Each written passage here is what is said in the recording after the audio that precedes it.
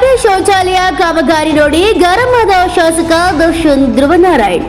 ಹೌದು, ನಂಜನಗೂಡು ನಗರದ ಬಾಲಕರ ಸರ್ಕಾರಿ ಪದವಿ ಪೂರ್ವ ಕಾಲೇಜಿನಲ್ಲಿ ನಿರ್ಮಿತಿ ಕೇಂದ್ರದಿಂದ ನಿರ್ಮಾಣ ಮಾಡಲಾಗಿದ್ದ ಸುಮಾರು 1 ಕೋಟಿ ರೂಪಾಯಿ ವೆಚ್ಚದಲ್ಲಿ 4 ಕೊಠಡಿಗಳು ಮತ್ತು 3 ಶೌಚಾಲಯ ಕಟ್ಟಡವನ್ನು ಉದ್ಘಾಟನೆ ಮಾಡಲು ಬಂದ ಶಾಸಕ ದರ್ಶನ್ ಧ್ರುವನಾರಾಯಣ್ ಕಟ್ಟಡ ವೀಕ್ಷಿಸಿದಾಗ ಶೌಚಾಲಯದ ಕಳಪೆ ಕಾಮಗಾರಿಯನ್ನ ನೋಡಿ ಶಾಕ್ ಆಗಿದ್ದಾರೆ.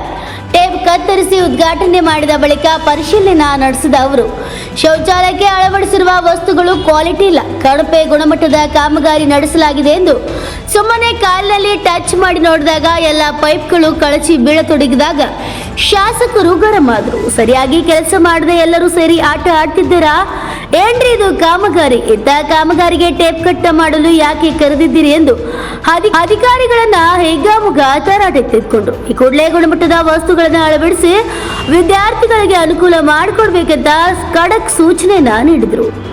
Jaishankar, NKS TV4 news bureau, Mysuru. Plumbing ಯಾರು ಮಾಡಿಸ್ಬೇಕು? ನಾವೇ ಮಾಡಿಸ್ಬೇಕು. ನೀವೇ ಮಾಡಿಸ್ಬೇಕು. ಮತ್ತೇನಕ್ಕೆ ಮಾಡಿಸಿಲ್ಲ? ಯಾವಾಗ ಮಾಡಿಸೋದು? ಬಟ್ಟೆ ಕಟ್ ಮಾಡಿಸ್ತೀವಿ ಈಗ. ಏಯ್, ಸಂಜೆ ಒಳಗೆ ಮುಗಿಬೇಕಿದ್ದ ಕೆಲಸ ಇದು. ನಡ್ತೀರ ಸೇರ್ಕೊಂಡಿಲ್ಲ.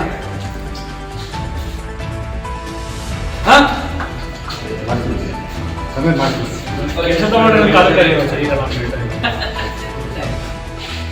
ಏನ್ ಅನ್ಕೊಂಡ್ಬಿಟ್ಟಿರಲ್ಲ ಇಲ್ಲಿ ಇಷ್ಟ ಬಂದಂಗೆ ಇಲ್ಲಿ ಐವಾಶ್ ಮಾಡ್ಕೋಬೇಕಾಗಿ. ಏನಿದು ವರ್ಕ್ ಇದು? ಅಷ್ಟು ಗೊತ್ತಾಗಲ್ವಾ? ನೀವೇನ್ರಿ ಮಾಡ್ತಿದ್ರಿ? ಏನ್ ಮಾಡ್ಸೋದು? ಇವತ್ತು ಸಂಜೆ ಒಳಗೆ ಕಂಪ್ಲೀಟ್ ಆಗ್ಬೇಕಿದು.